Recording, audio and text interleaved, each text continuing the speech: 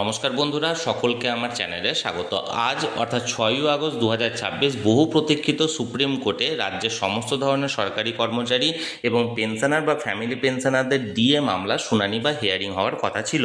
আজকের শুনানিতে কি হলো, মামলাকারী সংগঠনের পক্ষ থেকে যে সমস্ত আইনজীবীরা ছিলেন বা সরকার পক্ষের আইনজীবীরা যারা যারা ছিলেন তারা কি সওয়াল জবাব করলেন এবং সমস্ত কিছু শুনে মাননীয় বিচারপতিদ্বয় কি বললেন, সকল কিছু নিয়ে আজকের ভিডিওতে বিস্তারিতভাবে আলোচনা করব।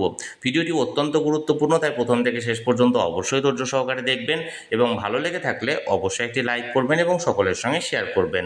আর সেই সাথে এই চ্যানেলে যদি প্রথমবার হয়ে থাকেন এই রকমের ইনফরমেটিভ ভিডিও আরও দেখার জন্য যারা এখনও পর্যন্ত চ্যানেলটিকে সাবস্ক্রাইব করেননি তারা অবশ্যই চ্যানেলটিকে সাবস্ক্রাইব করে নিতে ভুলবেন না।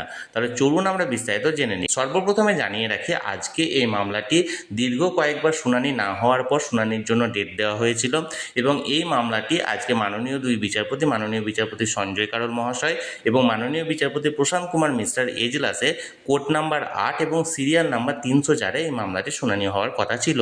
তাহলে চলুন আমরা এক এক করে জেনে নিই আজকে শুনানিতে কি হলো। নির্দিষ্ট সময়ে শুনানির জন্য এই ডিএ মামলাটি আদালতে ওঠে এবং এই ডিএ মামলায় সরকার পক্ষের যে আইনজীবীরা প্রেজেন্ট ছিলেন তারা জানান, যেহেতু পশ্চিমবঙ্গে বর্তমানে পালাবদলের পর নতুন সরকার ক্ষমতায় এসেছে এবং বর্তমান সরকার কখনোই তারা নেতিবাচক ভূমিকা নেবেন না, তারা সুপ্রিম কোর্টের নির্দেশ মতো বকেয়া ডিএ এরিয়ার পেমেন্টের ক্ষেত্রে সর্বদা ইতিবাচক ভূমিকা নেবেন এবং এর পাশাপাশি সুপ্রিম কোর্টের তরফ থেকে যে রিটায়ার্ড বিচারপতি ইন্দু মালহোত্রা নেতৃত্বে যে কমিটি গঠন করা হয়েছিল এবং এই কমিটির নির্দেশ মোতাবেক যে বকেয়া ডিএ এরিয়ার পেমেন্ট করার কথা বলা হয়েছিল, কমিটির রিপোর্ট আদালতে উপস্থিত না থাকার কারণে আদালতে মাননীয় বিচারপতিদ্বয় জানান যে এই আদালত পুনরায় 18ই আগস্ট এই মামলাটির শুনানি সম্পন্ন করবে, অর্থাৎ 18ই আগস্ট পুনরায় ডেট দেওয়া হয় এবং আজকে ডেটটাকে এখানে মুলতবি করা হয় এবং জানান যে এই মামলাটি পরবর্তী শুনানি 18ই আগস্ট কমপ্লিট করা হবে।